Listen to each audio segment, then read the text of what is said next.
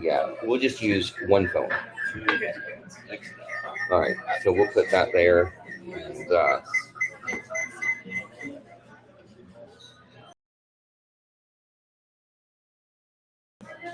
I'm trying to get that far away. Well, hello, everybody. I am Trinity Michaels. You're listening to an Innerlight podcast series. Tonight is the Drunken Inquisition of life, and it's going to be fun. And we are actually sitting here drinking, and that's kind of part of our point because we're going to be really stupid and drink, and we're going to share all of our lovely experiences of life, love, all of those fun things. The underlying subline here is going to be relationships and stupid people. And there's a lot of people I've spoken to lately that really doesn't apply. So I'm here tonight with Sydney, I'm with Morgan, I'm with Zach, I'm with Devin. We are all here, and we are all, sometimes stupid people. And then we also all have relationships or have been through relationships. Kind of getting things going here. I'm going to ask each of you to share, because I have to preface this with these three friends of mine. They work at my favorite Irish pub. So they push and give me the alcohol. They shove it down my throat daily. But I want to hear your worst or funniest bar moments, because bartenders are psychologists. So we are kind of kindred spirits in this regard. And I want to hear your funniest story on this. Funniest? Or at least most honest. You've had more time here. Anything. Shit. I mean, it's got to be somebody that's gotten really drunk and like gone over the top with you. Over the top. I've had a few moments during St. Patty's Day where I wanted to literally strangle a few customers. I don't know. One St. Patrick's Day, we did have this guy sit at the bar for about 2 hours, drank maybe 15 Budweisers, and then decide to, when he was cashing out, decide to not pay his tab because he was literally saying that he never had any of those beers.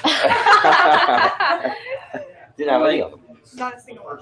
You're trusting, man. I'm the one bartending. You're not. You're the one who's pissed drunk. So I don't know about you. But, I love it. I don't know. Yeah, I can't recollect of any certain moments, but I've had a few in my future, or in my history. In your history, right? Yeah, I probably will have more in my future. Yeah, you will. Especially now. I'm going to step up my game. Yeah, you need to. I'm going to. What about you, Morgan? I don't know.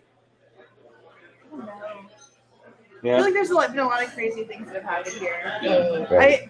If we're going off of St. Patrick's Day, and I was serving this table, and this older man put his hand up my kilt. Wow. And I didn't even have time to tell him off or respond to it, because immediately after that, a guy at the table behind him started choking on his stew. And he was literally baby vomiting into his food. And it was so disgusting, and I was so caught off guard by all the things that were happening that it was just one of the craziest things that's happened to me, actually. Yeah. Everything was just coming at you at once. Wow. Yeah, all at once. Wow. Yeah. All right, you're up. I honestly can't even think of anything. I feel like crazy stuff happens all the time, but I'm just thinking of things that I've done Sure. to tables. And I'm thinking of one last summer. It was this girl's birthday, and she was with her family, and she was probably 19 or 20, and I spilled an entire tray of water right onto just her. And then her dad says, he says, "It's okay. You made my daughter wet. What more can I ask for on her birthday?" But then I also messed up her food, so that was really awkward. And then I messed up her food and only her food at the table, and then they left me nothing as a tip, and I was I deserve that. Wow. That's harsh. That's crazy. That's rough. That is It was an crazy. uncomfortable. This guy's and his daughter's day, and then I think they were trying to make me feel better, but then I just felt really awkward from the weird dad joke. Or I had a dad another time was eating a meal with his wife and 2 daughters, again on the patio. I don't know what's going on. And it was a Friday or a Saturday, so I was wearing, we here wear kilts, or mine feels more like a mini skirt. Yeah, right. They come in varying lengths. Yeah. And for some reason after the meal, the wife and 2 daughters were leaving, but the dad was staying, and he just became like a different person when they left. He was like, next beer I want, don't worry about me, I'm just gonna like nurse this one, I'll just slap you on the ass when I want another. Like, calling your wife. See, she's probably still in the parking lot. Hey, the kilts add a little bit of excitement. Yeah. I don't know if you say excitement or like things go down on downhill Friday. Things go Yeah, I down bet. and things I go bet. up. I've been asked several times from older women, "Hey, you got anything underneath that kilt?" I'm like, Oh, man. Yeah. Kindle. I've had Or people like- ask me about what's under Zach's kilt. What's Yeah. Or like, are you wearing it traditionally? I'm like, Right. No, I'm not. You need this, brother? I do, please. I need that right there, actually. Yeah. That one. A little bit. I'm going to start, and I'm going to read you guys something. And this is kind of what's segueing into some of the topics that we're all going to sit here and get a little bit buzzed and talk about. Yeah. But one thing that these stories like bring up, right? Like we go out, we have fun. People go out and have fun, but sometimes people go out and they do stupid stuff. And then sometimes the people that go out, you don't know what they're coming out of. You don't know what their background is. You don't know what maybe they left at home. You don't know what they're maybe running away from, whatever the case may be. But it doesn't excuse stupid people from being stupid. But one thing that's happened lately, because I deal with a lot of, I do a lot of couples counseling. I do a lot of individual therapy for people just being depressed and things of that nature. But what happens is that society as a whole, majority of society as a whole has come to a place where everybody becomes more shallow. You start becoming a little more shallow. You start treating people with a little less respect. You become in that space where it's okay to cheat and lie. It's okay to hedge your bets. It's okay to do these things. And society is kind of losing that aspect where we're treating each other in a context to keep lifting each other up. Even people that are close friends, sometimes. You could sit and see one of your friends being in an abusive relationship and you don't step up and say, hey, get the fuck out of that, because it's not okay. It's like, no, I'm not saying she knows what she's doing. It's going to be okay. And say that, but individual people are losing that voice for themselves. And just that shallow place can really hurt and damage other people that are going through hurt, so coming out of abusive situations or stuff like that. But the title of this is just Stop, Just Stop. So many people lonely and torn down from past actions of people, life, and events. However, it's mostly people against people. The abuse we put ourselves through on top of what we put others through. There's a limit for everyone on both ends. There is a limit and a point when it must stop, or you will inevitably destroy yourself or someone else or both. Then there's the point when the pain or depression or stress of it all becomes so overwhelming that you lose the line of focus and reason. You lose sight of logical and healthy. Even when those around you are trying to help you and reach out, you push them away. That is rock bottom. Below that is a misery you don't want, need, or deserve.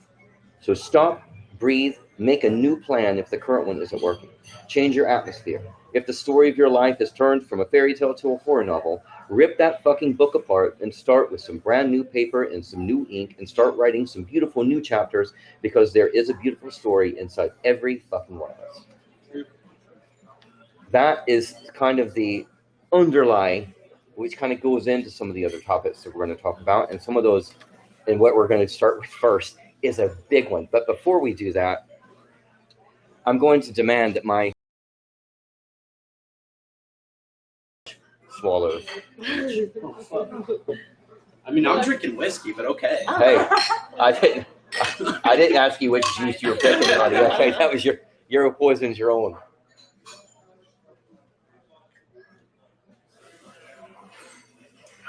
Okay. That's called liquid encouragement. Good job. Because now we're going to start with Morgan. Morgan, if you don't mind. Yes. spotlight. No. What do you feel like? What do you feel like the and again, what you feel comfortable talking about, but what would you feel like looking at your current situation in life, current relationships, whatever, or past relationships? What is the most priority thing that you see for yourself that you wish that you could change?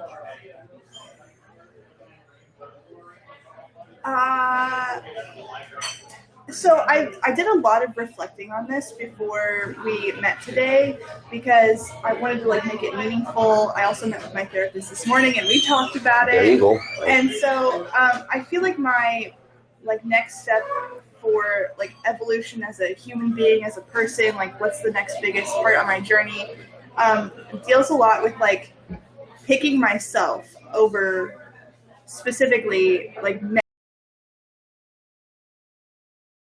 interested in me. And so one of the articles that we read in preparation for this was about being a narcissist.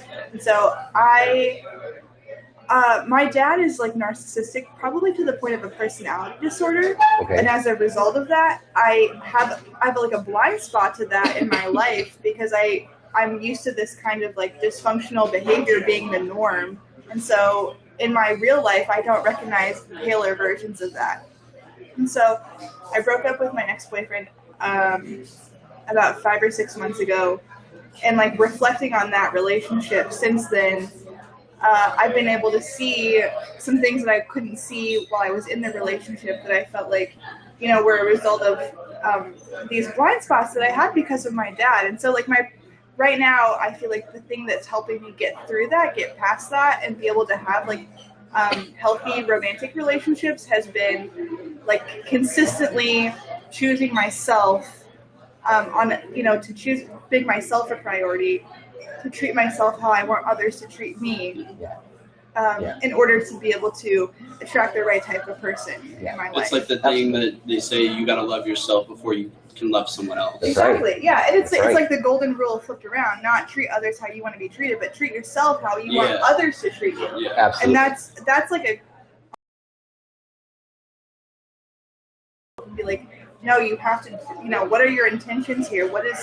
Does this really align with your values and what you want for yourself? And I have to talk myself into that every single day. And I feel like until I can make that a habit, until I can change the way my brain works and operates, that's something that I have to practice. Yeah, absolutely. Yeah. And you brought up a lot of very, very intense and purposeful points here. And one is that being able to reflect on yourself. And your therapist probably talks about this too, but it's like there is a form of healthy selfish. And sometimes we lose that, but it's okay to take care of you. You have to take care of you and get you elevated. The other point is talking about narcissists, which we are going to discuss a fair bit, but when you are, especially in a family dynamic or even in a relationship dynamic, being with a narcissist, a lot of times people will become so ingrained in a relationship, if it's a romantic or even in family, that you make excuses for that person, or you allow yourself to I'm just going to give in a little bit more. I'm just going to accept a little bit more. I'm just going to go ahead and make this because okay. You expect something in return. You're waiting for them to do the thing that you would do for them. And what that does is you're building that pattern in you. It's okay. It's okay that they hurt you. It's okay that they devalued you. It's okay that they demeaned you because they love you and you love them, and they're just going to do something. No, you're gonna wait forever. A narcissist does not. They don't view or feel the same way that the normal person would feel. There is no actual remorse of feeling, and so everything is made up. Everything is fake. Oh, Morgan, oh, you lost your job today. I'm sorry. They don't really care. It's a fake response. But you become ingrained to be like, where even when you know it's a fake response, you allow it because in your brain, well, they're making an effort. Yeah. No, they're not. And breaking that cycle is really, really difficult. It is, Yeah. because it's not to say that you still don't have some love you have love for the idea of the person. You have a love for the idea of who you wish they were. Yeah. And a narcissist is very skilled at making you hold on to it, hold on to that dream, hold on to that aspect that you want me to be there, but they know that they're never going to be. And a lot of times too, a narcissist will drain you out. They're going to use up every amount of resource emotionally and everywhere else that they can, and then, oh, I guess we just didn't work out. Okay, I'm going to move on. And then kicks you to the curb. That's right. And then now you are left with going into another relationship where you've built all of these routines. And what do you end up doing? You end up going back with another narcissist because you've made that your comfort zone. Yeah, And that's where that break has to be. Yeah. And that's when you need people around you to be like, hey, you're not going to go back and do that because you're about to go and date the same kind of asshole that you just fucking left, and you deserve better. But that's where you also have to step in and be like, hell yes, I deserve better. And we move forward and move on. That's the thing. It's a conscious choice that you have to make. Again, almost regularly, that It is. I am worth more than this. Self-value is a very large point, and when we really just take the time to, I mean, look, I've come out of some really bad relationships in the past. I mean, that were really horrible, and I myself had to go through the learning process, and I dated a narcissist. I was with one for 3 years, and I haven't shared this story live in a long time, but that person, they broke me, they whittled me down, and I let them because I believed in the love, and I also believed like, oh, I'm going to help them. I'm going to help them. Yes, I'm going to help them. yes. Lost puppy dog syndrome. Well, no, I wasn't going to help them. I let them take me to my bottom point, and I was finally like, enough done. And luckily I did have friends around me. It was like, ourselves. So, and that was good. I mean, I wanted that around me, and it's important too, that you do have when you are coming out of things like that, and when you're dealing with those type of things in a relationship, you want to have a solid support system around you, and not the friends that are like, well, yeah, I know Morgan's in a tough spot, but she knows what she's doing. I'm just going to be there as a friend. I'm there for you, Morgan. But yet I'm going to watch you go right back to the house where you're getting abused. Go right back to where you're devaluing yourself. Hey, but I'm here for you. Love you. Love you, Morgan. Those aren't true friends. No, they're not true friends. And then, And you don't deserve to have them in your life. That's right. They don't deserve to have you in their life. Now, with that said, it is your turn, Zach. Oh. You can come up with whatever you want to do, but you got to make all of us drink to something. But it's up to you. You can bring up whatever topic, funny thing, whatever you want to say. Are we cheers it? Are we cheer? I think you ought to make Sydney skip through the place. And just, I'm teasing. I would. I'm teasing. You gotta go sing happy birthday to some random person. No. Oh my god. This isn't Texas Roadhouse, Zach. Even if it's not their birthday. Oh my! Wow, that would be rough, man. What do you like to talk about? I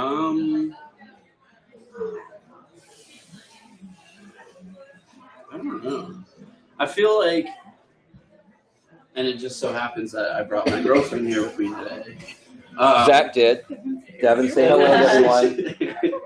Okay. I don't know. I've like most people, yeah. I've been through. I haven't dated a lot in my life. I've had maybe 3-4 girlfriends that I've tried dating long term, but my longest relationship was probably 4 or 5 months. And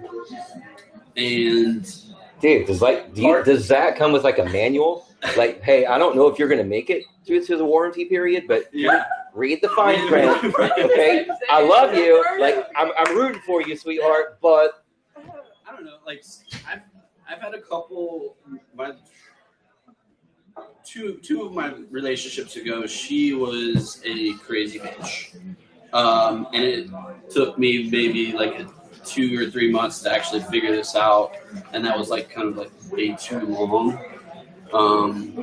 But I don't know. Like she was crazy to the point where I had to call the cops on her to like kick her out of the house. Can I ask you a quick question? Yeah. You fit the category of a narcissist. Was she narcissistic? Yeah. Pretty much. Okay. Carry on. But yeah, I don't know. I feel like I don't know. The relationship I'm in right now is the best one I've ever had. Ever will have. I don't know. We've known each other for almost like 3 years now, but we've only been dating since late January. But we kind of, I don't know, wouldn't say rushed into things, but kind of.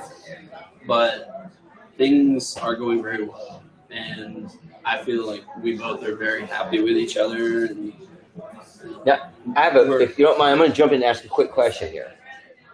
Devin, when y'all got together, and you've known each other for 3 years, but now, do you know his backstory? Did I know when we started dating? Yeah. Did you know his backstory? I've told her like a little bit about my crazy. So, but now she knows your backstory. A little bit. Yeah. A little So more. here's my point, though. The fact that you're able to be that relaxed with somebody. Here I am. This is what because we've all come through, stuff. But that's important. And I don't know you that well, but I know this. Remember the first time that I met her sitting at the bar, and I also know that I've heard several other people that work with you, and I also see your face because I'm trying to get to know Zach, but I know that you genuinely seem happy, and there's a difference whenever you genuinely are happy or whenever you're fucking faking it. We both are. Yeah. and it's good though. It is. And that's honestly, liberating in its own way. It really is, because like this is the first time I've ever felt that with someone. And that, my friend, that is what you never, ever, ever fucking let go of. Yeah. Don't ever let go of that. Oh, I'm not. And you hung on to her because she made it through the fucking fine print. And she's still sitting there. That's my point. All right. So, yeah. No, but you see what I'm saying. Yeah. But no, I love it though. I love when she comes in, you light up. Your face lights up. You're grinning like a 12-year-old Swedish schoolgirl. I mean, it's like it's pretty awesome. Man. I think it is too. Yeah. This is our illustrious server. Oh, wait. Number nine. Say hello to everyone. Hi. Cheers. Yeah. Yeah, And cheers. yeah. No, and cheers. Emily, I'm sorry. I will have one more. Thank you. Take your time. No rush. Very busy right now for Wednesday night, and all three of us could have worked tonight. And I love it. And they're here with all of you and with me, and I love it. Yeah. We got asked by our manager to can anyone work? Can anyone work? I'm like, no, sorry. Sorry, I had previous plans.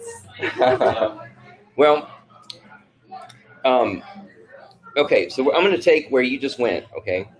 And would you read this? The whole thing? Yeah.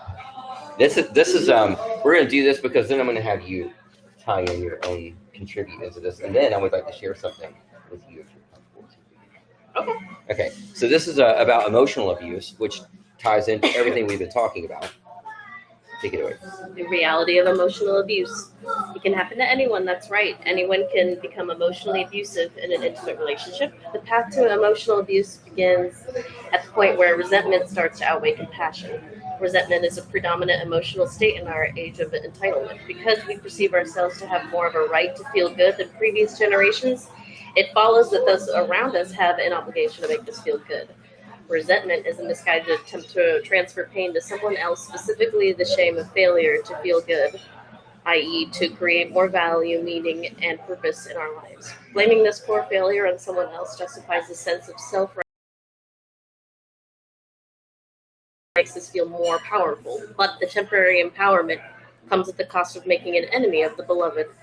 One problem with resentment is that it builds under the radar.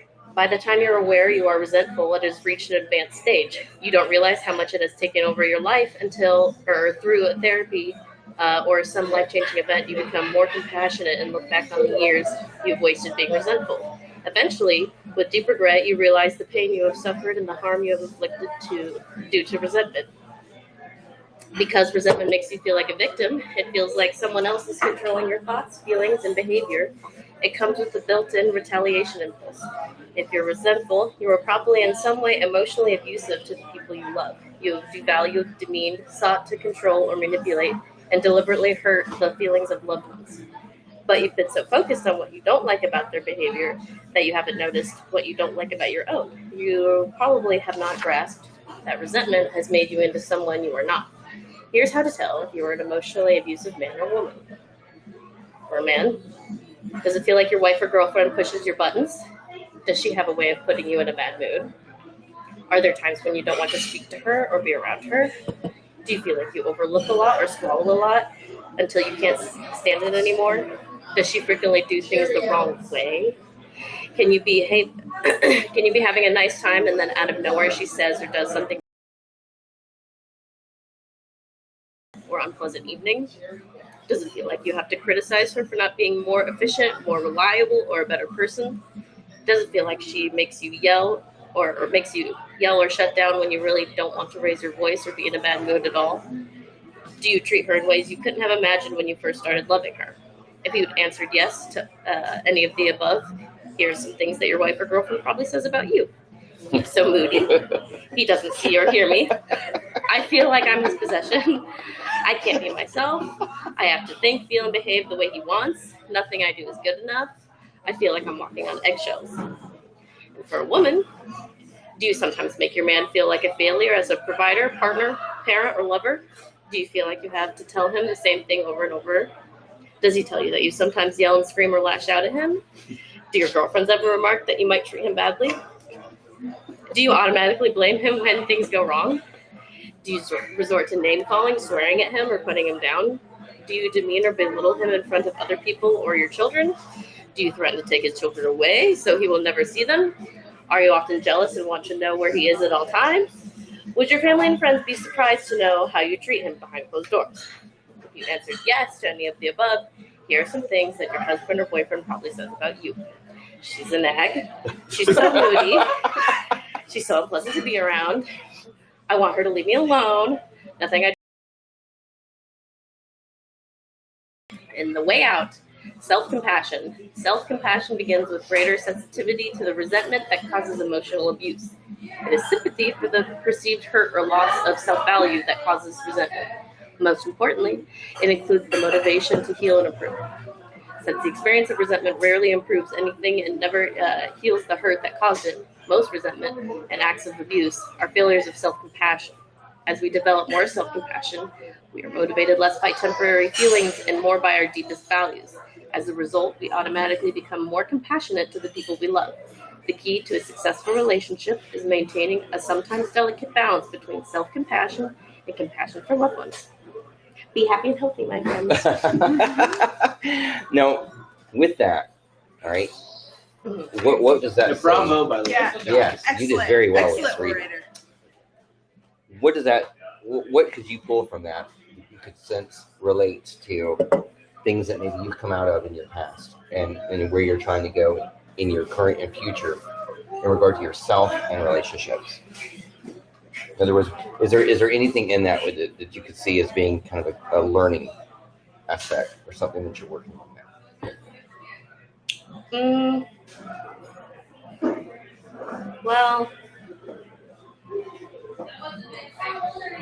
I'm not sure. I don't feel like emotional abuse in relationships. But I definitely think that like I started dating when I was young. Okay. Long term. I had a long-term boyfriend starting at 14. Like dating someone for 3 years, like first relationship. So I feel like some like we were talking about earlier, you establish like patterns. Right. And you Yeah. get into your Routines. Yeah. routine. And obviously, I mean, teenagers don't know how to deal with each other, but it was also a whole thing. Right. And I feel like I definitely had a lot of,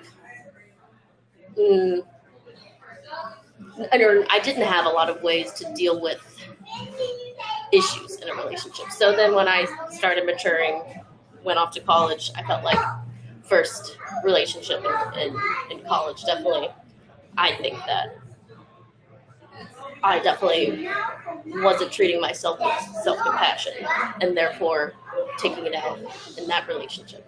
But then since then, I've really always trying to grow on that specifically. And I feel like I'm pretty self-aware. The only thing,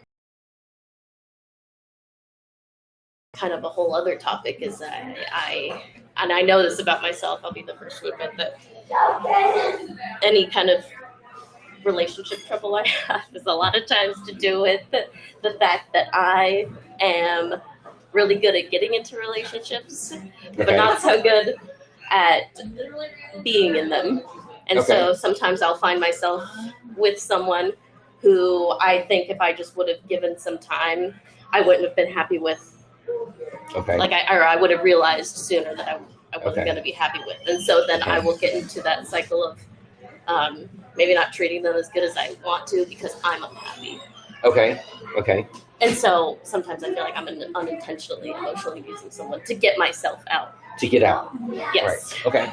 But not because I want to treat them badly. I can respect them and want them to be happy in their own lives, but I just don't want it to be with me.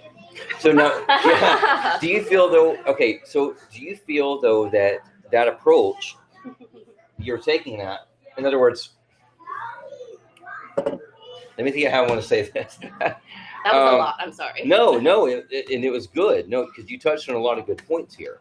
For example, that thing that you're talking about. In other words, you just end up starting to kind of reverse how you respond to people, kind of in hopes. I'm gone.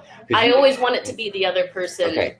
And getting mad at me and leaving. And now, but it never works. So that's where I'm going to go. Do you know where that stems from? I don't. Okay. So. Well, I've always been non-confrontational. Okay. No, this isn't about. Too. No, this relates to. Now, this is a pattern. Okay.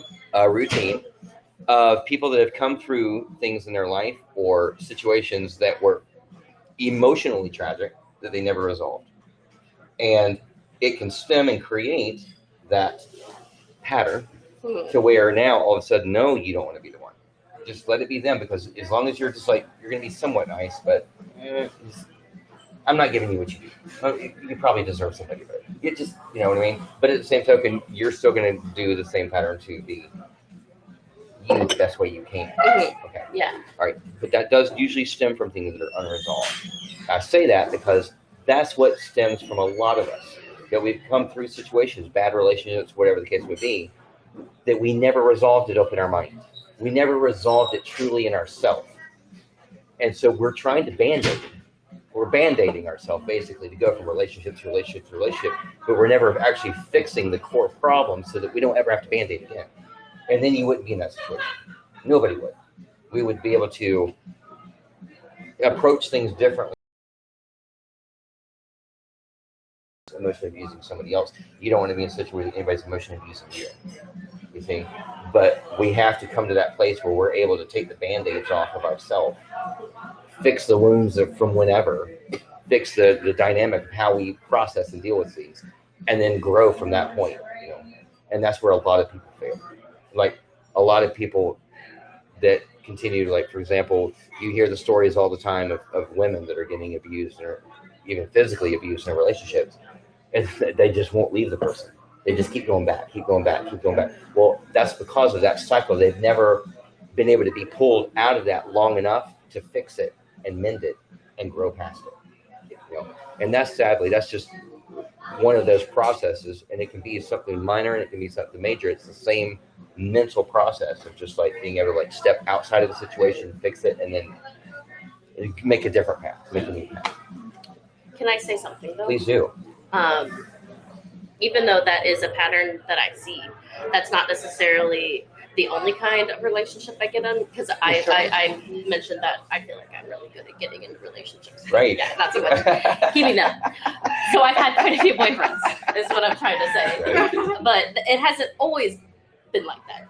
Sometimes it'll be, I feel like I'm always fighting for their affection too, and it seems like it's always one or the other. It's either it seems like there's a healthy Okay. give and take. It's your beer or your cider. What are you drinking? Cider. Cider. Okay, we're gonna cheers and take a sip, and then I'm gonna let you take an Cheers. extra one because I'm gonna ask you a question that you do not have to answer if you don't want. Okay. You ready? Ooh. How many of the guys that you've been with have the exact same or very similar characteristics?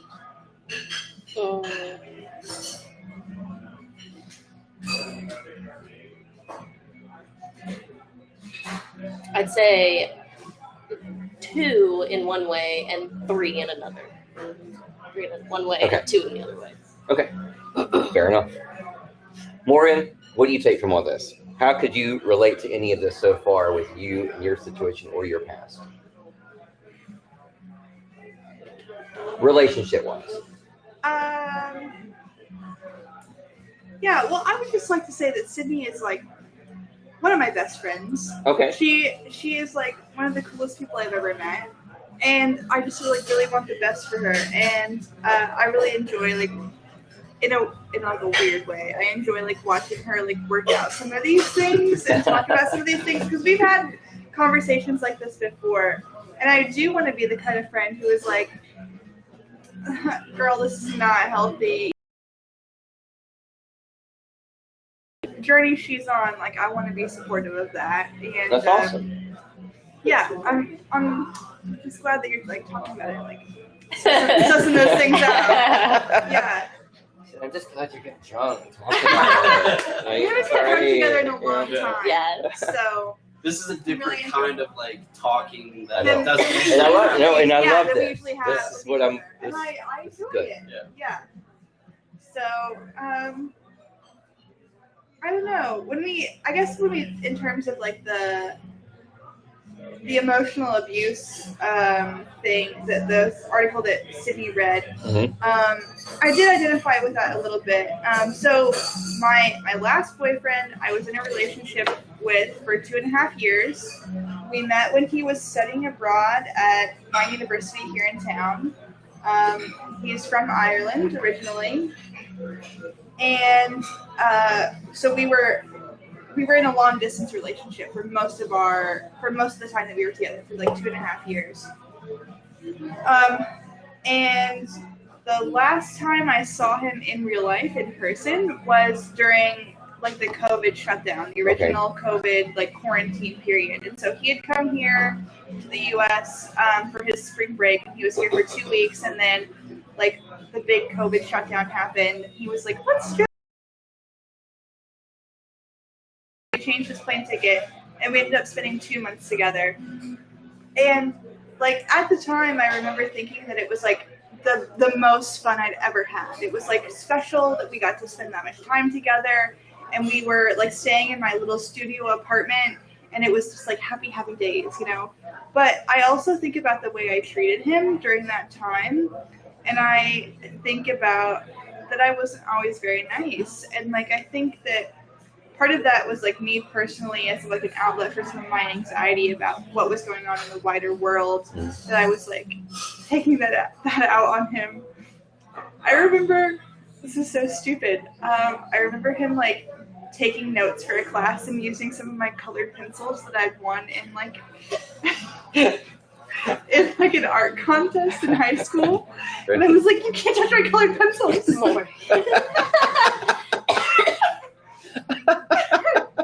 You touched my crayon. Yeah, no, seriously. I was like really upset about that. But You were saving them, weren't you?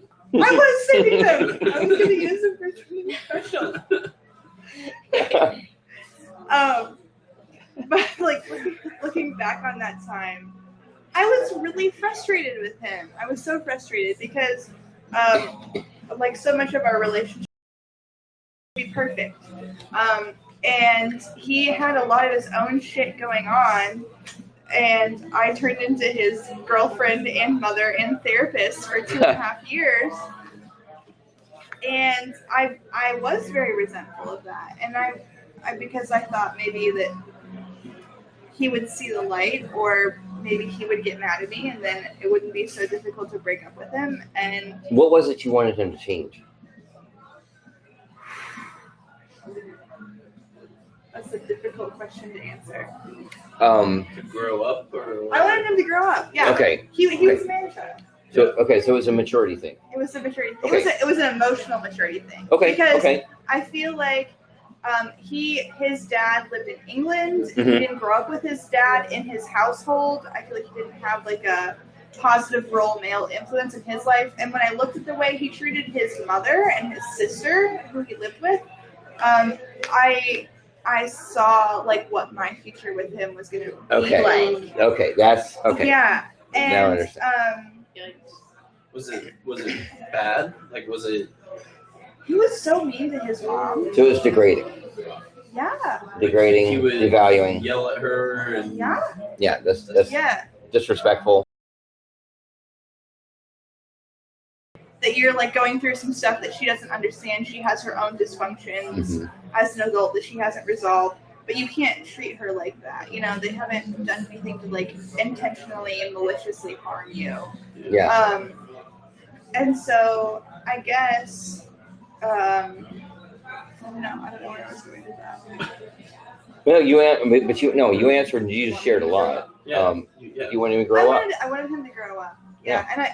And I felt like that there were some things that he was unable to do in order to like be able to come here and spend his life with me. Right. Because as a result of his emotional immaturity. And so because he didn't have a positive male role model in his life, and arguably because he comes from a culture that doesn't embrace their emotional like feelings and talk about those types of things. No offense to you, Trinity. I was gonna say, I was about to like, hey, I'm gonna have to step in a second, Morgan. Out on that, but Step in a second. I have had more than one relationship with a man from Ireland. Morgan, I'm those very other sensitive. times- Morgan, got me to you, guys. I'm all about it. All right. So. So anyway, Oh man. eventually your priorities above my own priorities, and the day I started to really choose myself was the day that I did that to my dad and I did that to my ex-boyfriend, and those were like two big turning points for me. Yeah, hell yeah. That's awesome. Cheers. Two big sips. You deserve it after that. Yeah. Go ahead, 2 big sips. Yeah. Big. Thank you. That's a lot of big growth. Honestly. Yeah. Mhm. I'm Yeah, it trying is. really fucking hard. That's Yeah. really great though. No, you made your own. You made your stand for I did. yourself. I did. You know, And I haven't had many chances to do that in my life, and I feel And I proud love of like that. that's epic. Thank you. Mm-hmm. You needed that. That's so hard. That's Oh, yeah, it something is. that I feel like I could never do. You could. But though. you can. You can. You can't. yeah. You But just have to especially choose a to do family that. member too. It's Everything. just like, All of these things that we talk about, when you come to those points, it's all a choice. yeah, I mean, choices can be really hard. you got to remember the approach you take in every single situation in life determines the outcome. All of it. How you wake up in the morning and how your day is going to go is about your approach. Everything's a choice. It is though. It's Everything. I find that even at work sometimes, like if I come in with a bad attitude, Yeah. it reflects on like my ability to serve tables. Of course. But Yeah. as soon as I decide like I don't have to, You're going to blow it out. You make the Money. choice to It just really embrace. does. yeah. Zach, where do they get virgin wool? I'm sorry. Virgin wool. Where do they get virgin wool? Virgin. I don't know. Why do that? Ugly sheep. Ugly. Ugly sheep. Are you calling me ugly, man? Or are you calling me a virgin? I'm a A virgin virgin? sheep. I'm calling you a virgin. So I guess it's my time. It is your time, and now here's and I'm giving you that one for a reason, and I want to see if we can determine if you can guess why I'm giving you this one. For a Okay. reason. So, All right. We were literally reading this at dinner. were you really Yeah. that same one? Yeah. See, that's the universe, people. That is the universe. All right. This is called the obstacle of love versus attachment. Sensitive people are not only vulnerable to sensory stimulation in their environment, but to other people as well. We often absorb other people's feelings and moods, and we can become easily absorbed into their way of life, their beliefs, and consequently the way we feel about ourselves. If that someone is a narcissist, it can become very difficult to separate ourselves from them. We become their prey, but we don't realize it until it's too late. Instead, we think we're falling in love. When these two elements, sensory toxic situation. For example, if you just moved to a new town or started a new job, you're going to feel overwhelmed by the newness of your environment. A big life change is stressful for anyone, but HSPs. Yeah. Keep reading. It'll break it down. Oh, okay. HSPs feel it intensely, and an HSP, under stress is vulnerable to the influences, good or bad, of other people. Higher sensitivity person. Oh, okay. So I knew that. Girlfriend. Sorry. Say you've just started a new job in a new town and you meet this guy. He's friendly and funny and he wants to help. He shows you a reliable place to get your car serviced and he invites you out for drinks after work with colleagues. He even helps you assemble your new flat pack furniture.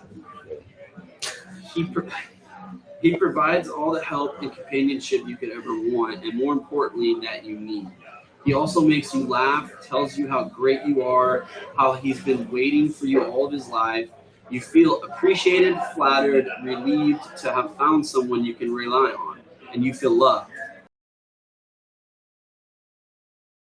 But soon, other people are wondering what you two see in each other. You don't even have much in common, but you feel that you have a real connection. And so you stay, even when this person makes more and more demands of you, even when they start making you feel bad about yourself. No matter how bad it gets, you stay because the thought of losing them is terrifying. The truth is that the only thing you really have in common is a terrible loneliness, a need for someone to be there, and a need to feel that someone cares. Oftentimes as well, this person can dissuade your efforts to improve or change your situation as it would remove you from their life. This is attachment. Attachment, yeah, cheers. I wouldn't be on this.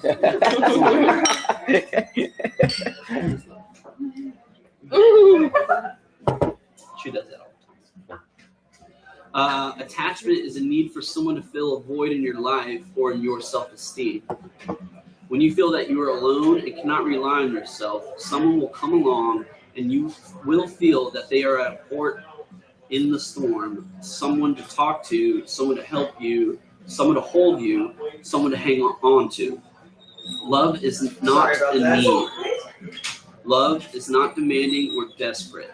Love is whole and wholly given. The trouble that our subconscious minds will draw us to someone. So if you are in a state of stress or vulnerability, however well you feel that you are coping, if you are subconsciously believe that you need help or that you can't really manage on your own, or that deep down you're not really good enough, you will attract people who also believe that about themselves and about you. And you will realize that it's a bad situation to be in because it will seem familiar to you. You will recognize yourself in them and they will be comforting. And so you will want to stay. Any port seems a welcome place in a storm. However, that doesn't mean you have to stay. You don't even have to drop anchor. just keep moving. Remember that you will be okay out there on your own. You will weather this storm. And when you come through it, you will meet people who have also weathered their own storms.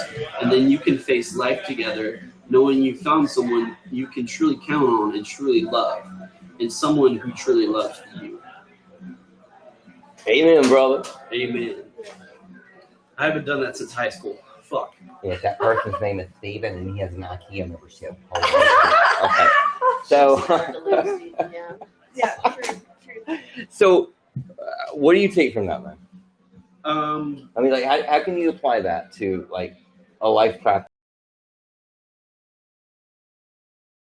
what this article talked about, I have had that with some of my past relationships, and that especially some of the toxic ones, and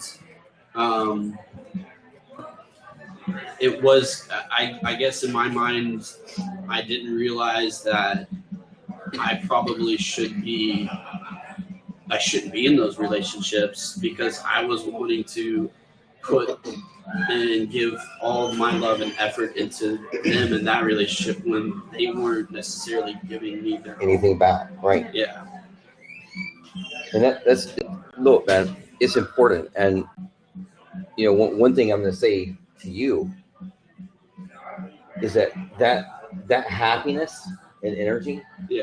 that I would see when Devin would come in, no, that glow that would happen upon you, that's because she's giving back and you're giving to her. I know, and it shows. So it makes. But see, she can't. So she's like she's giggling out over there, man. I wish you could see her face. I know. I love it. No, and so, but the thing is, that right there, the fact that you get it back, like she's giving you something and you're giving her something. That's building you up. It's building you up. It's building you up. Yeah. That's fueling you. It really is. Sydney, what are your 2 requirements for a relationship? Be nice. Okay. That was Yeah, it. and I would like to add a third, which is that, like, whatever emotional baggage you have, they agree to carry half of it. Whatever emotional baggage they have, you agree to carry half of it. And, like, Yeah. I feel like that's what you guys are doing. Yeah. You know, like that you don't have to do all your own shit on your own anymore. Mm. And I feel Okay. I gotta stop you one sec. Okay. All right, Morgan, I'm gonna call you out for a second. Okay. All right, no, in a healthy way. Now, I want you to hear me out on this response to what you just said.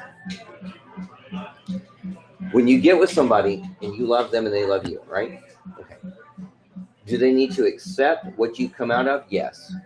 Are they responsible for half? Hell no, they're not.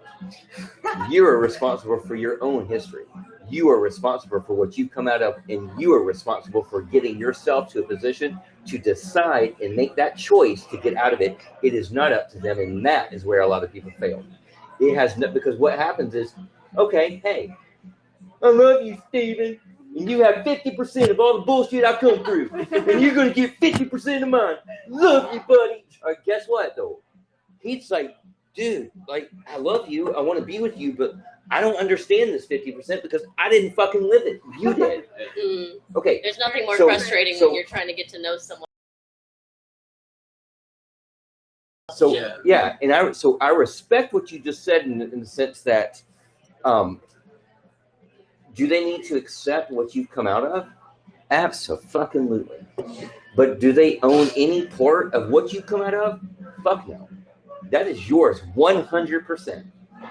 You're 100%. But they have to support you for you to come out of your shit. But they're not responsible for any of it. You're not responsible for any of theirs. When you start getting in that mindset, that's you going back into that cycle and that routine to where you're going to continue to go with another narcissist, another narcissist, another narcissist, because you've made that your normal. And no, you can't do that. Okay. Yeah. Thank you for calling me out on that. Does that make sense to you, though? Yeah. No, I'm not trying to be a absolutely- dick. I'm trying to say that I want you to really understand that, like what you said, I get where you were coming from. Hey, they need to fucking own it. They need to be there to support you. Yeah, they do. Yeah. But they're supporting you to deal with your 100%, not 50. They don't have any relation to what Shift you come out of. Yeah. Think about it. Because what happens is when you have that mindset, like 50% motherfucker, Well, what are you doing? Let's say that your past guy, his name was T-Bone. Okay, yeah, okay. So I like Morgan and T-Bone. Right? So T-Bone treated you like fucking badass. Like he was not nice to you or whatever. And now you get with like, what are you doing though? Steven does one thing one day. He looks at you a certain way and you're like, fucking look like T-Bone. And now all of a sudden you've applied all the T-Bone shit to Steven. He doesn't even know who the fuck T-Bone is. Yeah. He doesn't know what you come out of. And you just attach that 50% to Steven. And he's like, I just wanted to take you to IKEA. And then you're like, there is nothing. You see what I'm saying? Yeah. Okay, so, and that's what happens to a lot is that we attach our past. Well, I went through, so, yeah, my ex, you should look at me that way, whatever. Okay? No, that kind of thing right there is where a lot of people, they dive into that. That's not fair. It is not fair to the person you're with. It's disrespectful. It is demeaning. It is degrading. And then whenever they do something like that back to you, guess what? It triggers you back to what you come through that you had not resolved. You have to resolve your past shit. You got to resolve what the fuck T-Bone did to you so that you can turn around and embrace what Steven is trying to offer you. Unless Steven is just a prettier dressed T-Bone. He's got a little makeup on. Yeah, he's wearing a little eyeliner, you know what I'm saying? But he knows what she's going with outfit. But does that make sense though? Yeah, absolutely. Because I think that every and I'm including myself in this. I think that shit. You've applied your past junk with somebody current that you're with, and then you're making them subject to that percentile that they don't have a fucking clue what you've been through, but you're making them fucking endure it. And you're taking your own aggression and your own bullshit that you've not resolved from your past person that hurt you, devalued you, degraded you, and now you're putting it onto the new person.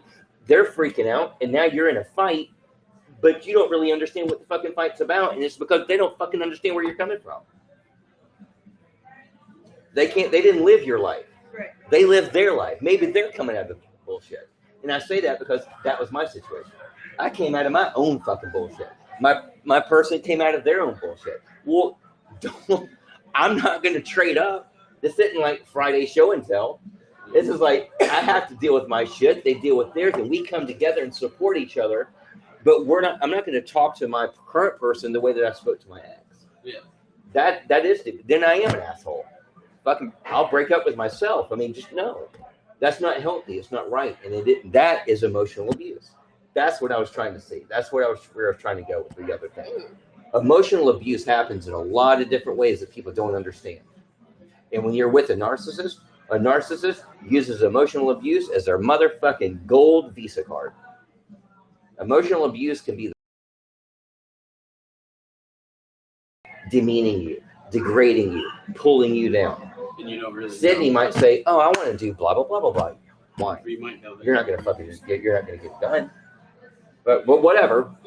Yeah, sure. You go ahead. All right. That's emotional abuse, and people don't see that. I mean, it's like you don't tear each other down.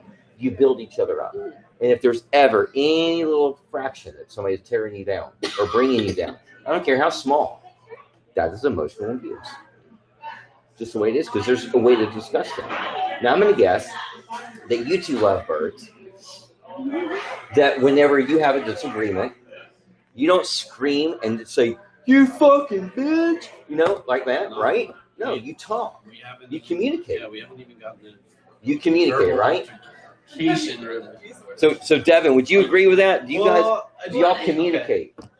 Yeah, I mean. Is Zach a good communicator? Don't look at her that way. You look at me. You look at me. Is he a good communicator? Yeah. Is she a good communicator? Yeah. See? A little. I don't know. So, I try to pry it out of her as much as I can. okay. Well, okay. So, but that's going to take us back to the thing where if you do communicate, that's good. Communication is vital in every relationship that you have in your life. Sydney, it's required. Your communication is.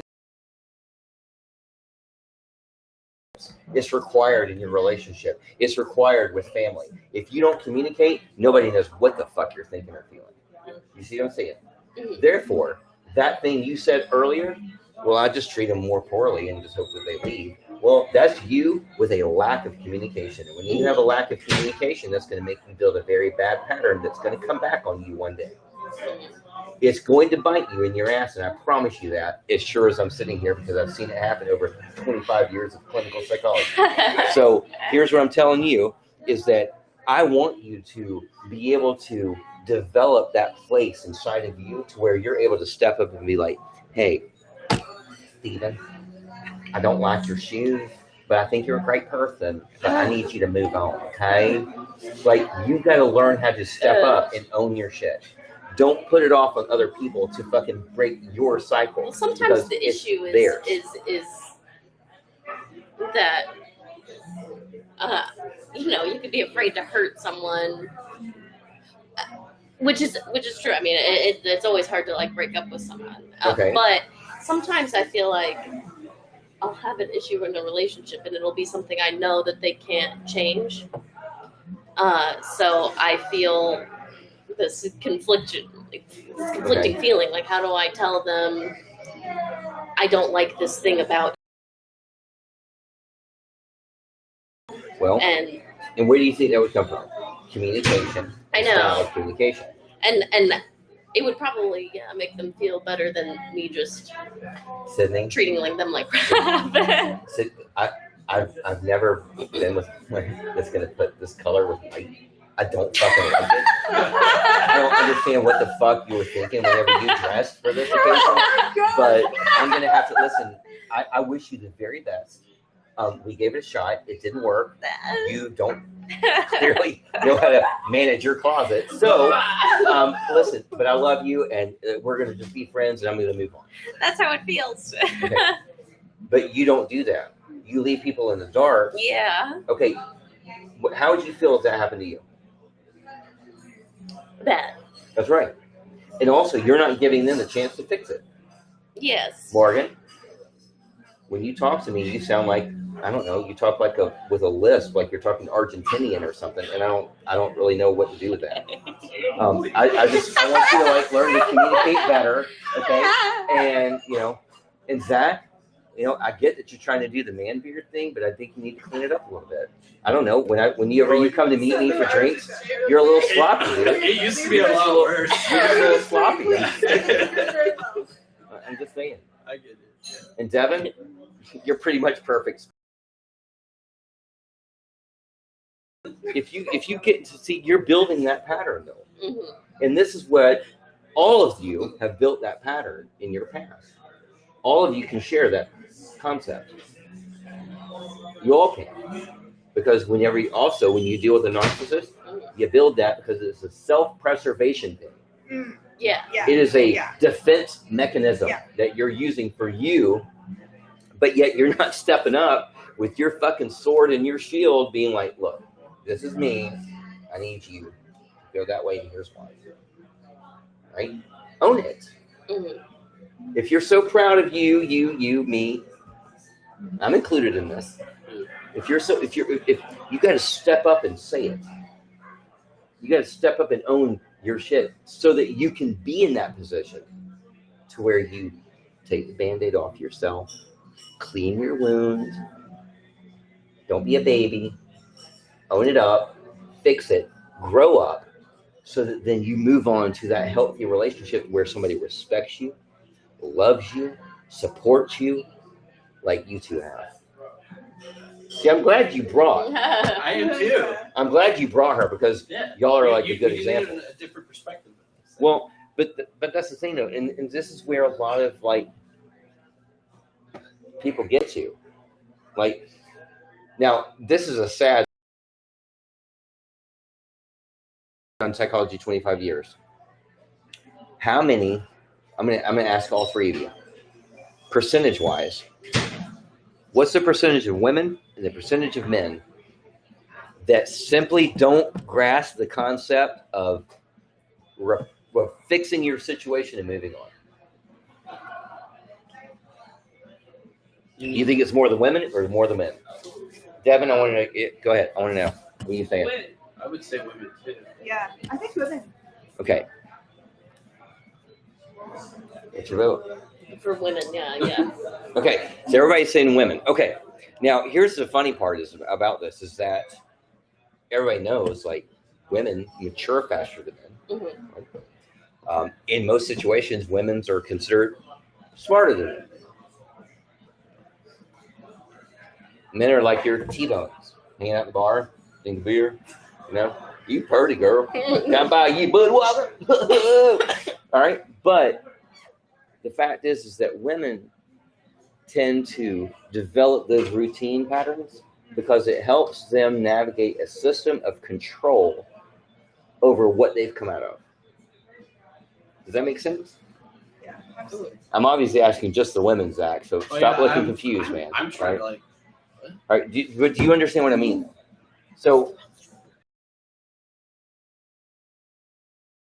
I gotta own up to that. Sydney running out. Sydney's running out on this on that question. But no, but here's the point though, is that women are more emotional. They feel differently about situations than men do sometimes.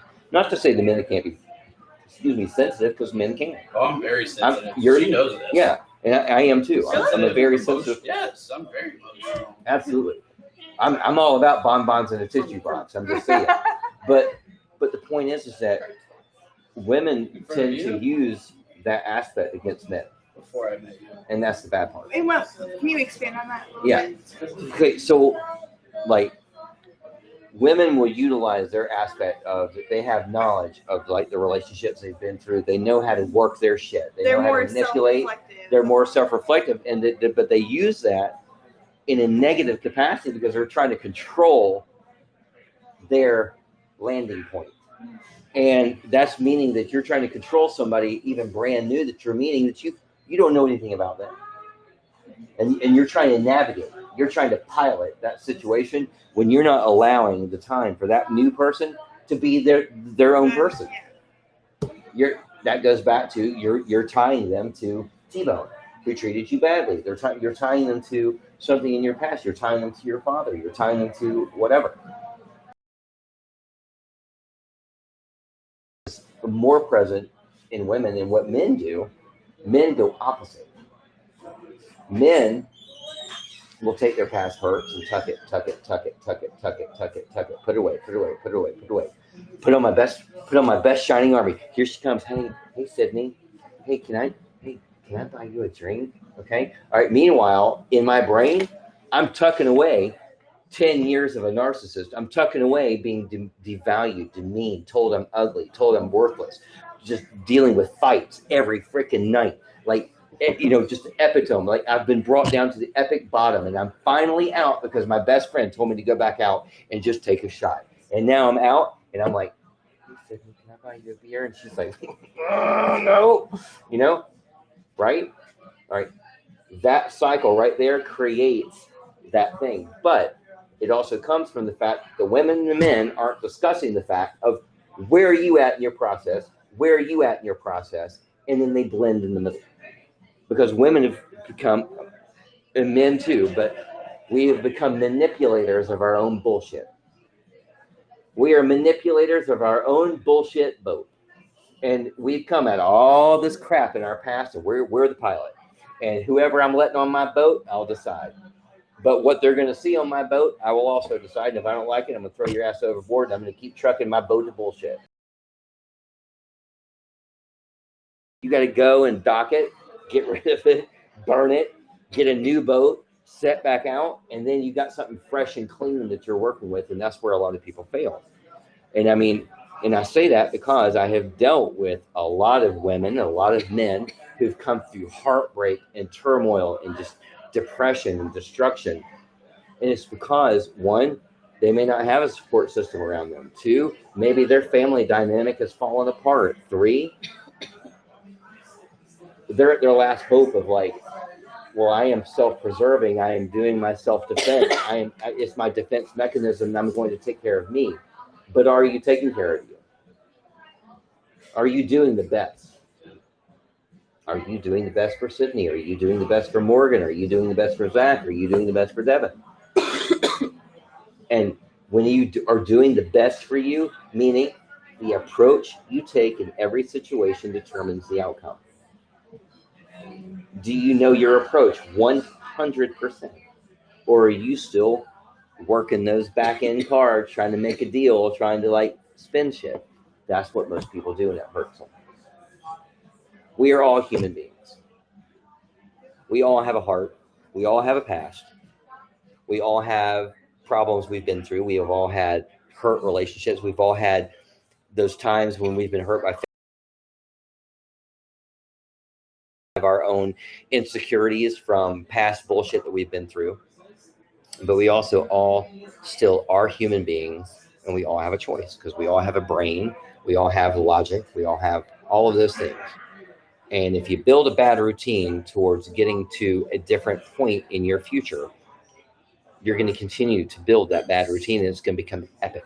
It's going to be the best ride at Disney that you've ever been on in your entire fucking life. And when you get off, you're going to fucking throw up. Okay? So here's the thing is that you have to you got to regroup sometimes. You have to regroup and replan and rethink. What have I come through and where do I want to be? And is the place I'm at right now taking me to where I want to be? Is the person I'm with right now taking me to where I want to be? Do you feel that happiness? Do you feel support? Do you feel a reciprocation? Reciprocation is one of those things where, and I've been in it. I've been in a relationship that was non-reciprocal. Do you know what it feels like to have a hug that's non-reciprocal? It is shit. It is one of the most deflating, negative, kind of bad, hug ever. I don't want your dead fish hug. Yeah. You can go fuck yourself. I don't want it. I don't need it. No. Or kissing someone and they don't kiss you back. Or saying I love you and then it's like, love you. Okay, there's a difference in I love you and okay. All right. But people make that okay. Sorry, whatever. Right? I'm used to it. That's what they always say. Okay. Well, for how long? How long are you going to let them say just that? How long are you going to take the dead fish kiss? How long are you going to take the devalued, degraded, uninflated process of love and emotion? Now, I'm going to go back around to all of you. I'm going to ask you each a question. But before I do that, y'all need to drink. Y'all need to drink. Yeah, we're waiting on beer. Uh-oh. We're still waiting on drinks. Wait a second. Devin, will you do me a favor? Will you go tackle Emily? Please?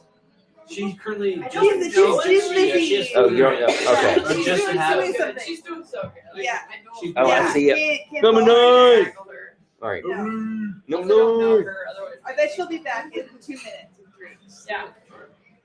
That's what I would do. Morgan, what is your best joke? Oh, I'm terrible at this. Oh my gosh, I gotta think of the right punchline. It's something along the lines of, what do you call a cow with 3 legs? What? Lean beef. Oh. What do you ground beef? Oh my god. I've not heard this. I thought that was like no legs. What is a cow with I no know, legs? like, it's just, I messed it up somehow, but it's like something along I those was gonna say cow with no legs is ground A beef. cow Right. with no legs is ground beef. A cow with 2 legs is lean beef because it leans to the Yeah. side. Tripod. I heard somebody said this the other day and I can't remember the exact punchline, but that's the best I can do. I love it. Sydney, you're up. Best joke. I can't think of anything. Sydney's gonna be like, Tell it. I'm just not funny. I just don't even know. No, don't do that. No. What do you What? call a man in a pool with no arms and no legs? Bob. Fucked. Yeah. Is that right? Oh, wait, is it? What'd you say? Fucked. Oh no. Yeah, fucked. I like Yeah. yours better, but yeah. Wait, what's it? Bob. Bob. Zach, you're up. Oh shit. Okay. I'm trying to think of the joke shit. I was going to say, Morgan mentioned the Nana joke. The what now? What? You know. The one about Oh, the the small dog. dog. Oh. Don't say that. Do it. Do What it. about Do the it. mayonnaise? You know that's a good one too. Do it. Do it. The one that got him banned from Don Pablo's. Please. This joke literally got one of our regulars banned from one of my old restaurants I used to work at. I got him banned for a whole year. How Thanks, do you, Emily. thank you. How do you get a small dog to stop humping your leg? You pick,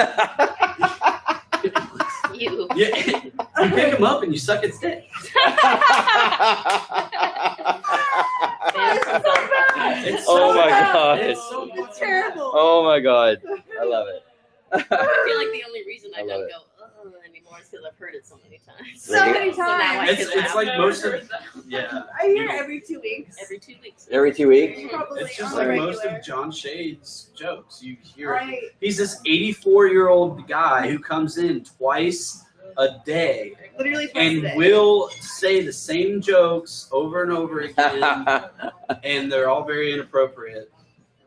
I love and it. you just have to like go with the flow. You just have to laugh. Yeah. That was a good one. Okay. We all have a drink? Mm-hmm. Yeah. All right. We all have a drink. We all have a drink. Drink, drink. We're gonna cheers to something. We're gonna cheers to something. We're gonna cheers to letting go of toxicity in our past and moving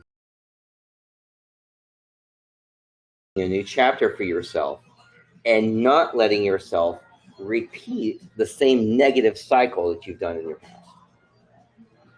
I like And that means that you, Sydney, you're not going to sit silent in the corner and just be a bitch to get people to leave. It means that you're going to own how you You know feel. it too. Though. You're like, It means you're going to own how you feel, and you're going to say it as a proud, independent, powerful woman that you are, and you're not going to let people devalue you or degrade you, and you're going to step up and own Sydney's world. yes, Queen. That's great. Can you do that? I think I can. All right, let's all cheers to Sydney first. Woo. Cheers. Thanks, y'all. Morgan, you have come out of a lot of situations with your family world, but you also have taken some of those routines into your personal romantic world. And you have developed your place into a situation where you're still developing like your tactic for understanding your self-worth. You're worth everything. You're worth all of it, Morgan.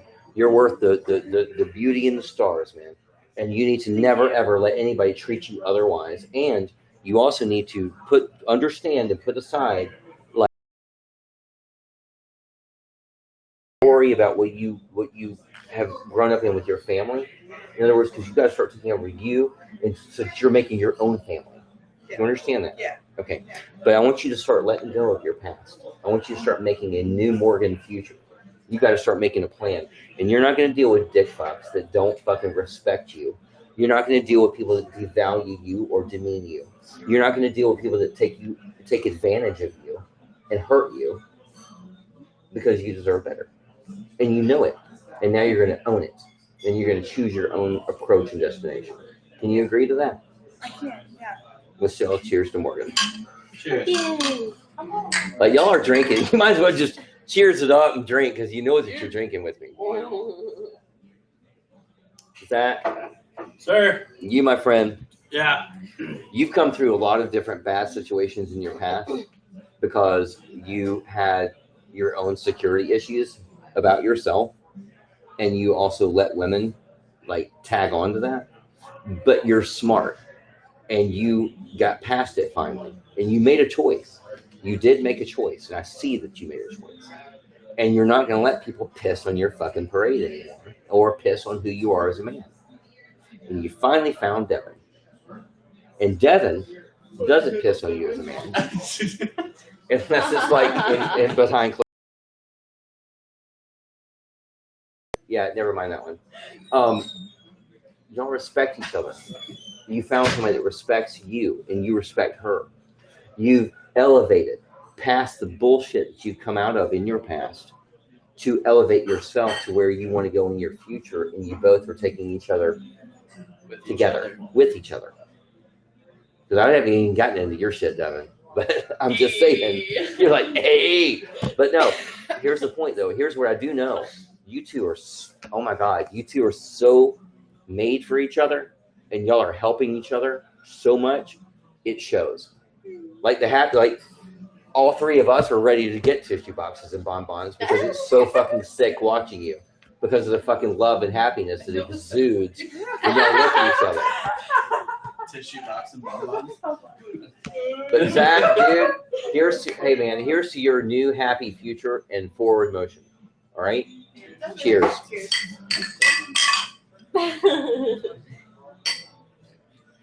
Look me in the eye. Oh. Now, I'm about to bring this to a little bit of a close, but before I do, Devin, would you like to add anything to this whole soiree of what you've heard? I know T-Bone says that. It's a little but weird. never mind. Wasn't expected. I don't know. She didn't think she was gonna. I'm putting you on the spot, sweetheart. So just take another sip and just say, was it a thumbs up, thumbs down? Oh, that was great. Okay. I love See? That's, Do you see how that's easy her that thing. was? That's her thing. Is thumbs up. Do you see how easy that was? It was just a quick thumbs up, and we're good. Zach, would you like to add anything to our whole equation in closing? Yeah, honestly, like this is, it's been obviously a huge like therapeutic session for me, like, and just hearing you guys talk and everyone else talk, like, I obviously not a lot of guys go do therapy. Like You got that right. last time I did any kind of therapy was family therapy when my parents got divorced, and I was in the 6th grade, 7th grade, and at that young of an age, you don't really want to open up, especially for an adolescent boy. You don't want to like open up and talk and be a part of any kind of self-help, because like you said, men tend to bury their shit, Right. and now that I've gotten older and I think I'm more in tune with my emotions. Mm-hmm. I feel like most men should be able to do the same thing. Like, just don't be afraid to like talk about yourself, talk about your problems and your issues. So that's what I feel has been very helpful about tonight. That's great. So, And you're so right. I mean, we all sometimes lose sight of the fact that it's okay to share what your feeling is. yeah. And a lot of us get sidetracked on like, well, if I share this, it's just going to lead to an argument, so I'm just going to shut the fuck up, and I'm just, and that's bad. But when you get to a place where you're able to like realize like, hey, I'm sorry, but this is how you made me feel, or this is how I feel. First off, how you feel, nobody can tell you that you're wrong. How you feel is how you feel. Yeah. That's just the way it is. And too many times, men and women try to flip that around and don't hear that. You can't tell me I'm wrong for how I feel. Yeah. That's just the bottom line of it. Nobody can decide that. Only you can decide how you feel. Yeah. And if you perceive something in a way that maybe the person didn't intend, well, it is what it is. But they can't decide that you're wrong. And you have to be able to stand up and be like, this is what you did. This is how you made me feel, and own it.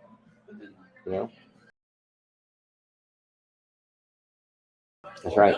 And sadly, a lot of people get to that place and there's no resolve because there is no actual love, and because there is a narcissist involved, or because whatever. So, Morgan, what do you take from all this? If anything. No, I found a lot of value in this. I enjoy these types of conversations a lot, and like people that I'm close to, people, my coworkers, people I consider my friends. I enjoy that, and more than anything, I think I'm thinking about like the action to choose better for yourself. Okay. Like, that's something that I have to talk myself into on a daily basis, and I think that's really, whenever you really want to make a change in your life, you have to choose yourself. Yeah. You have to choose that. It's Healthy selfish. a healthy selfish, exactly. And so that's what I wish people would take away from that. Yeah. City. To jump off of that, that's definitely something that I wanted to talk about tonight, and I like that, about the healthy selfish, thinking about what's best for you, because a lot of times I feel like it's hard to do what's best for myself, and I was excited about this because if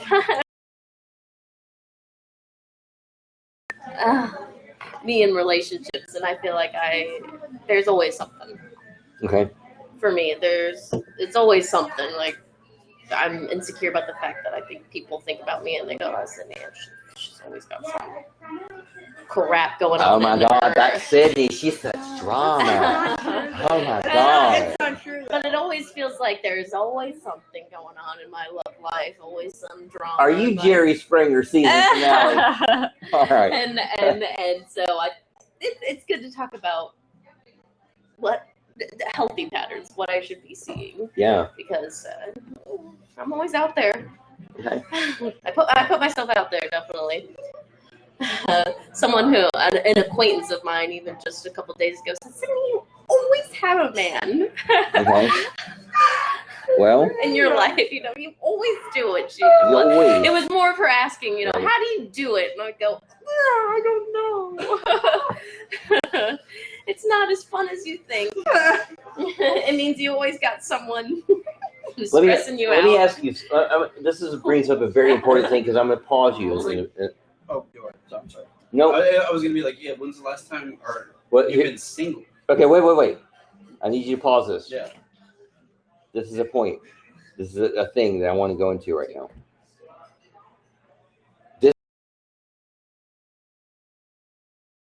There are so many people that do go through the pattern of bad relationships, or whatever the case may be, and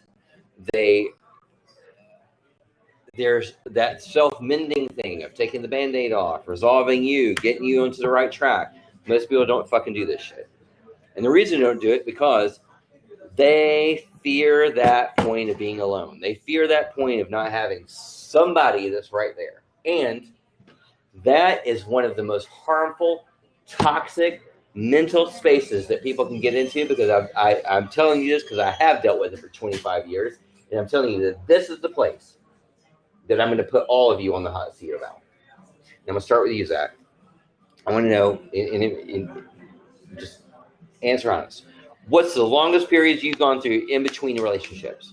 And I know you haven't had a ton, as you mentioned, so you might have more. What's in between? Yeah, in between. How much time have you taken just for Zach to be single and alone? How much time? And be honest, don't lie. I know, I'm trying to think. And if you haven't, if you've gone from one person to another, I want to know that too. Probably one of my first serious girlfriends, it was before I worked here. Okay. I was working at I got with Crazy. I like that. We're going to tackle crazy. Crazy. We know lots of crazy. Yeah. T-bone step. Honestly, it was probably 3 years. Okay. Since, and All right. with Crazy, that honestly wasn't really, I guess you can consider it a relationship. But yeah, I get what you're saying. In between her and my previous girlfriend was around 3 years. And how about that and Devin? Well, I'll let her answer that. What? How much time between his last relationship and the two of you getting together? See, It's okay. There's not a judgment thing. It's a I'm talking on a point here. It's not bad. I don't care if you said it overlap. Just say it. It may have overlapped slightly. Okay. Not as actually dating, but it. All right, but before that was a 3-year period. well, that was no. Before that was before me and her. It was. I broke up with my ex in November, Okay. and then Okay. 2.5 months later, we started dating. Time between relationships, and be honest. This is the longest I've ever been single. This period of my life right now. Are you single right now? I'm single right now. I broke up with my boyfriend When? right around Christmas Okay, of so- last year. So we'll call it December. December, 2020. early January. Okay, January 2021. But like looking back over the period before that, I was never single longer than probably a month in Okay. between relationships. All right. Yeah. Okay, Sydney. From 14 to 24, longest period ever going without a relationship, a year. Okay. All right. So when we look at our cycle of how we do this, one comes from the fact that we need that interaction, right?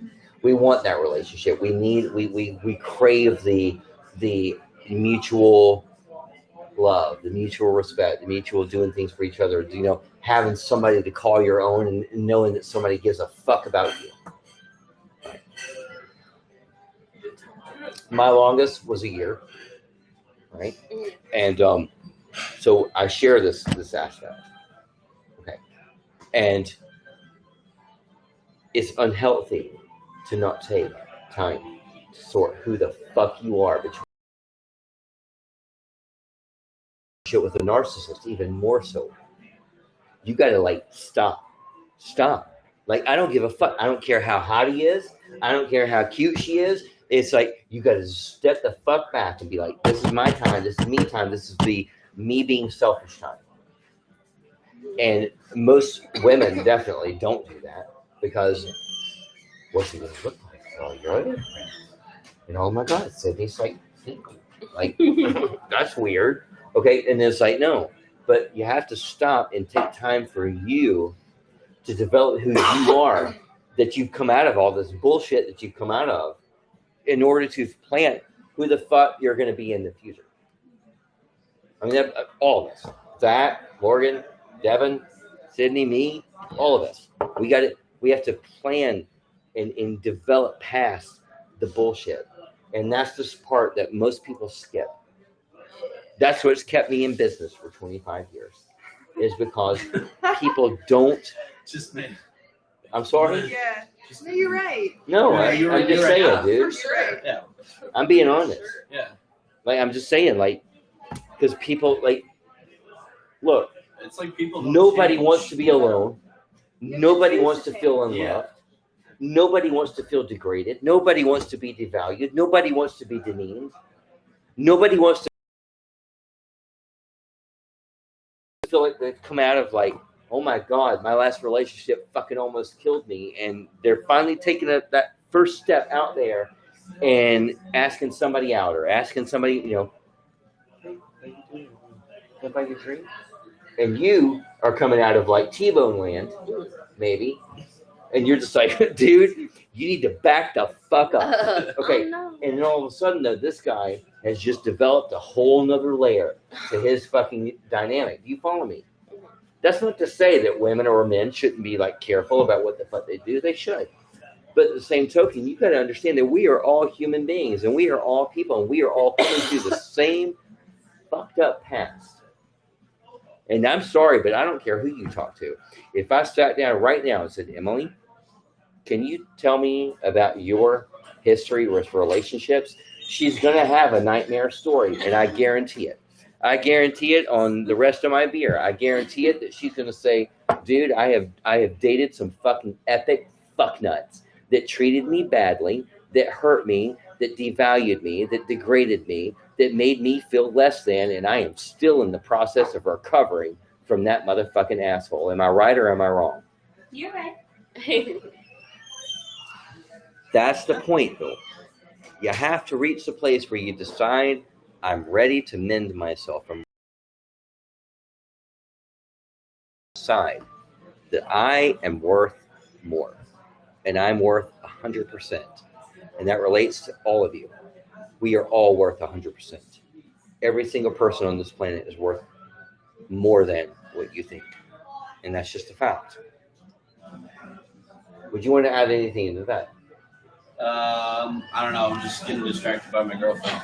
Okay, well, before you guys start like jerking it under the table, I need you to say something positive to our lovely audience before I wrap this up. You got both of you, so Devin, you're in this, love. Get in it. I don't know. Do you have anything to say? Listen, Well- I need you to say something positive to No. couples out there that are I know. struggling Yeah. right now. So my thing was I did get out of a pretty shitty relationship ish, if you want to call it that, when I met Zach. And yeah, I'm still in the recovery process, or was. And he was willing to work through it with me. He was very understanding, and we asked questions. I respond truthfully, and he's willing to move through it with me. I love it. Help her And out. that's I love it. the process. Like, yeah, there's Yeah. like, the whole recovery, like finding out who you are. Yes, And, like, absolutely. yes, I want to be with him. I know this. Yeah. And pretty open about it. I was like, hey, like, just so you know, like, this This is where I'm at. what this was, and I love you can it. be here for me, or yeah. And I am. Yes. Like, yeah, for sure. There's some support. And I've known her before she was in that relationship, and I knew like there was always that like spark, that thing that When you saw me really fucked up. It doesn't matter. I didn't know. See, but I hadn't hung out with her that much. A little. I knew like her personality, and like I don't know. Just I wanted to get to know her more, and that's I don't know. Okay. That's why I'm here. But I love it, though. You two have been a positive enforcement for each other. Would you agree? Yeah. Oh, for sure. And I love that. So what was a final statement would you offer to couples that are struggling right now? If you're struggling, I mean, just what? Communicate, talk to each other. Yeah, like what you were Communicate. saying. Yeah, communicate. Just talk to each other. I know it's hard sometimes, and you just have to. If you care enough about each other, and you want things to last, Open and honest. yeah, You have to be an open be book. open and honest. Yeah, That's right.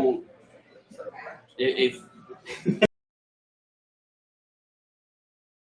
Be open and honest. It's like the episode of The Bachelor. I think they said I love it. be open I and know honest. But no, but yeah, it might be on a sitcom or whatever, not a sitcom. A sitcom. It may be. It fucking is. reality TV. Yeah, reality series. Absolutely. Reality TV, but it's Nine Irish going wild. It's true, and yeah, it's true. It's true. It is though. It's true in real life. It's true in real life. You have to It be is. open and honest with each other. I love it. You And choose you're- to be there for each other. That's or right. not, and Yeah. that's just what You know what it comes down to, too? We are all human beings, and you continue to treat each other like human beings. Yeah, Yeah. It's that Treat simple. others how you want to be treated. That's right. it's a golden rule. I love if they it. don't treat you the same way back, That's right. Fuck them. fuck them. Morgan, Yeah. coming to you, No, sweetheart. absolutely. Like, what do you take from tonight? What can you offer as advice to people, to either women that are coming out of situations that are bad, or just couples in general? What would you offer as a word of encouragement? Yeah, I just want to echo that. Like, communication is the biggest asset that you can have in a relationship, because if you can't be honest and open with yourself, like, how can you be honest and open with somebody that you're intimate with? Absolutely. And yeah, sometimes that means choosing your that kind of thing, which is where I'm at personally. And until you can really, deal with your own shit and really move on from that, you can't have a healthy relationship with other people. That's right. So, I guess I would just say, like, continue to work on yourself and continue to be open with the people that you care about, and until you can have a healthy relationship. I like it. Yeah. Sydney. Oh. What would you say? I definitely don't feel like I have any expert advice, but Same. You have a life advice. one thing I can say with Life confidence, advice. yes, is that no matter what situation that anyone is in right now, you can always change it. And it can seem like the most difficult thing in the world, but you can always change it. Yeah, you can. By how? Choice. By taking the initiative. Right. Choice. Mm-hmm. Right? We make choices every day as soon as we get up, as we talked We about. do. And choices can be difficult, but I know. They can. sometimes relationships, those are some of the hardest choices you have to make is in relationships. Yeah, you're right. Preach. Guys, for joining me here tonight. I've had the lovely Sydney, Morgan, Zach, Devin. We've all been sitting here. Why? For you. Because we're talking about life, relationships, love. Love sucks sometimes, but love is also awesome. We've come through bullshit, and we have to deal with the bullshit. But that's life. And we've all been hurt. Every single person sitting here has been hurt. Every single person sitting here has had to make choices that are difficult. Every person sitting here has come through some shit that they don't want to fucking own sometimes, including me, and you end up having to. And when you do, you grow. You become more than. You become something more. So I just want to tell you that everything we do in life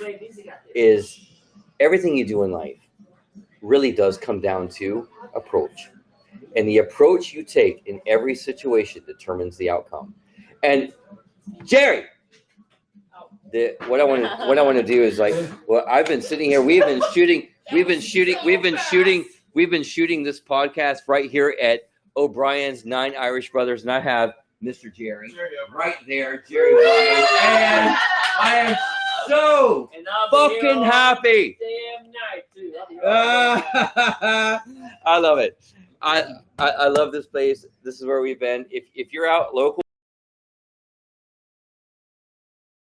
people at the bar and just say Trinity told me that you would buy me a drink, I will buy you a beer. So come out, see us. And other than that, listen, I want you to be happy. I want you to be healthy. And I want you to remember one thing, that you are the most valuable commodity in your own life. And you have to love you. If you can't love yourself, nobody else is going to be able to love you to the magnitude that you need. Please love yourself. Take care of yourself. Know your own worth. Don't ever resort to letting other people devalue you, degrade you, or bring you down, because it will never, ever work out right. And you can't control anything else or anybody else on this planet other than yourself. Preach. Preach. Yeah, the thumbs up. Have a great night. Cheers to all of you. Sláinte. Everybody, take a last drink.